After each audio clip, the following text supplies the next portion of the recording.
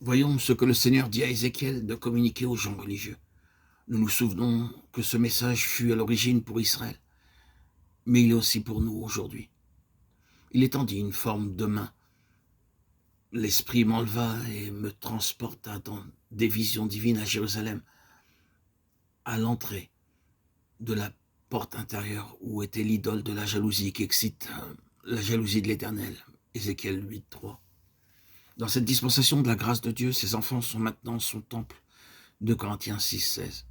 Lorsque Paul écrivit aux Romains, il dit « Toi qui as en abomination les idoles, tu commets des sacrifices, des sacrilèges. » Romains 2:22. Nous reculons devant l'idolâtrie extérieure comme païenne en même temps que nous pouvons commettre un sacrilège avec ce temple de Dieu, notre corps. Quelle image se trouve à l'entrée de notre être?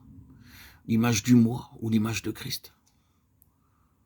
Les autres voient-ils cette grande et grosse image du moi qui excite la jalousie de Dieu?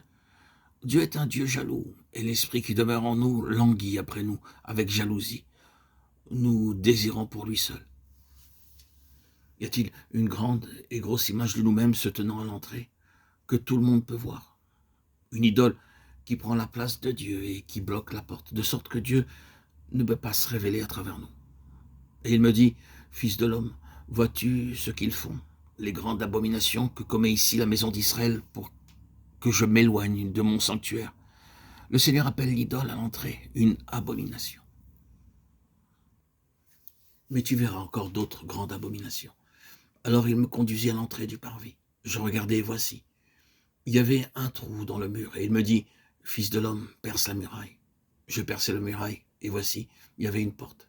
Et il me dit, « Entre et vois les méchantes abominations qu'ils commettent ici. » J'entrai, et je regardai, et voici, il y avait toutes sortes de figures, de reptiles et de bêtes abominables, et toutes les idoles de la maison d'Israël, peintes sur la muraille tout autour. Versets 6 et 10. Comment cela peut-il nous être appliqué? Toutes sortes de figures de reptiles. Assurément, ceci nous parle de la terre et de nos occupations terrestres. De ramper au lieu de voler, de nous traîner au lieu de nous élever avec des ailes comme les aigles, alors que Dieu voudrait nous avoir et nous voir courir, et non pas nous trouver las, marchant, et non pas défaillants. Des choses de la terre occupant notre cœur et des idoles peintes sur la muraille tout autour. Peut-être direz-vous que ces choses n'ont rien à voir avec vous, car Dieu a réglé ces choses, il y a des années, quand il vous a lavé et pris possession de vous. Mais il se peut que d'une manière très subtile, ceci puisse en partie être encore vrai maintenant.